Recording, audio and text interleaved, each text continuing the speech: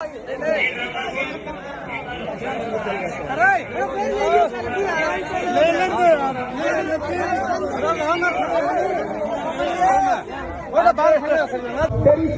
का ज्ञान नहीं, तेरी सेवा का देखे मैं भोला मेरा गुण बर भोला, तेरी सेवा का ज्ञान नहीं। ये इतिहास में लिखा जाएगा। ये कार्यक्रम ऐतिहासिक कार्यक्रम के रूप में आज पूरे भारत में बड़े बड़े दिग्गज अपने घर पे बैठे देख रहे हैं।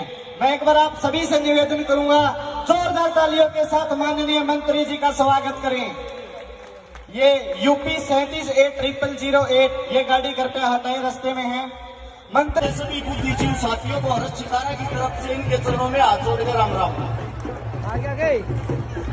एक आप सभी साथी आज जिस द्वार पे बैठे हो, इनकी कदर का आज के लोगों को एहसास नहीं रहा। मंदिरों के अंदर, संतों के अंदर, साधुओं के अंदर क्या ताकत होती थी, उसको आज के समय में हम लोग भूलते जा रहे हैं। जिस वक्त अंग्रेज हिंदुस्तान में आए, आप लोगों को नहीं पता हो तो याद दिलवा दूं, सबसे पहली जो क्रांति,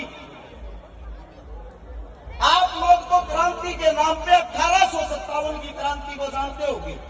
उससे भी 100 साल पहले 1757 में जो सबसे पहले हिंदुस्तान को बचाने के लिए क्रांति लड़ी थी, वो हमारे सन्यासियों ने और फकीरों ने लड़ी थी। अंग्रेजों ने जब बंगाल के अंदर कब्जा किया, कब्जे के बाद उन्होंने जो क्रूरता शुरू की, हमारी बहन बेटियों का अपमान करना, गाय का कत्लेआम करना, हमारे धर्म को भ्रष्ट करना, मंदिरों को तोड़ना, मस्जिदों को तोड़ना।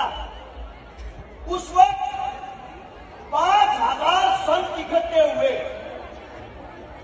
जिनके अंदर हमारे साधु संतों के साथ मुस्लिम फकीरों ने भी कंधे से कंधा मिलाकर साथ देने की कसम खाई।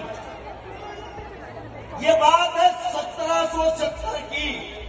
उन 5000 फकीरों ने उन अंग्रेजों को वापिस भागने पर मजबूर कर दिया था।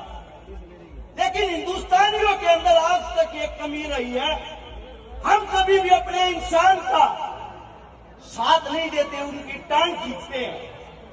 अंग्रेजों ने घोषणा कर दी, जो भी साधु संतों का, मंदिरों का, मस्जिदों का साथ देगा, इनके दरबार पर जाएगा, उनको गुलाम बना के विदेश में भेज देंगे और उनकी बहन बेटियों के साथ करूरता के साथ दुर्व्यवहार करेंगे।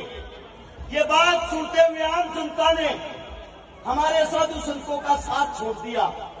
साथ छोड़ने के बाद वे 5000 आदमी अपने बंदूकों पर, अपने दम पर उन हत्यारे अंग्रेजों के साथ 30 साल तक लड़ते रहे। 30 साल। सन 1800 में जाकर कहीं वो आंदोलन समाप्ति की तरफ हो गया, क्योंकि जो हमारे देश की आवाम थी, जनता थी, वो हमारे संतों की ताकत को बढ़ा नहीं सकी। उसी का फायदा उठाते हुए उन्हीं अंग्रेजों ने बंगाल के अंदर शराब की पहली दुकान खोली थी 1832 में। पहली दुकान खोल के हमारे हिंदुस्तानियों को फ्री शराब पिलाई जाती थी। पहले एक आदमी को पिलाई, फिर 10 को पिलाई, फिर 100 को पिलाई। यह चीज देखते देखते उस शराब का टेस्ट आदमियों को ऐसे लगने लग गया, दिन प्रतिदिन उन्होंने अपनी दुकानें बढ़ानी शुरू कर दी। आज अगर आप हिंदुस्तान के अंदर देखोगे, एक भी कोना ऐसा नहीं होगा, एक भी गांव ऐसा नहीं होगा जिसके अंदर ठेका नहीं है। सबको पता है दारू हमारा सर्वनाश करती है। शराबी आदमी सबसे पहले अपने घर को खागा, रुपये खागा, घर धरती जमीन खागा। दारू के कारण ही बलात्कार होते हैं, दारू के कारण ही हत्याएं होती है। यहाँ पे पुलिस प्रशासन है, इनसे पूछ के देखना, जितने भी क्रिमिनल हैं 95% क्राइम नशे के कारण होता है और ये मेरे देश का दुर्भाग्य है।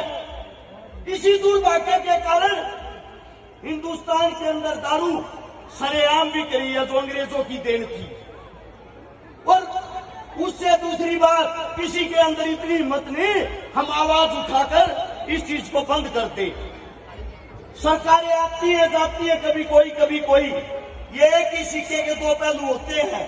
आज कोई सरकार, कल कोई, लेकिन एक भी नेता मंत्री ऐसा नहीं आता जो इन चीजों पर पूर्ण रोक लगा दे। मैं उन्हीं साधु संतों के द्वार पर शीश झुकाकर आज एक बात कहना चाहता हूं, ऐसा कोई गांव नहीं जिसके अंदर मंदिर नहीं, आप लोगों की पकड़ नहीं है। ऐसा कोई भी गांव नहीं जिसके अंदर आप लोगों की ताकत नहीं, आप लोगों के भगत नहीं है। सरकारें तो हमें देख ली, आप लोगों से बहुत ज्यादा उम्मीदें हैं। जितने भी हमारे साधु संत हैं, कोई ऐसी पहल करे जिसके दौरान गांव से ये ठेके, शराब, ये फीम, गांजा, चरस, इन चीजों पर रोक लगाई जाए। जिस दिन इन चीजों पर रोक लगाई जाएगी, मैं गारंटी देता हूं हिंदुस्तान के अंदर अपने आप ही कोई भूखा नहीं रहेगा, क्योंकि लोगों के पास करने के लिए काम हो जाएंगे। और मेरे मुख से कोई गलत शब्द निकला हो, कोई गलत बात निकली हो, हाथ जोड़कर माफी चाहता हूँ, क्षमा चाहता हूँ। आपका बेटा हूँ, आपका बच्चा हूँ, आप लोगों ने इतना बहुत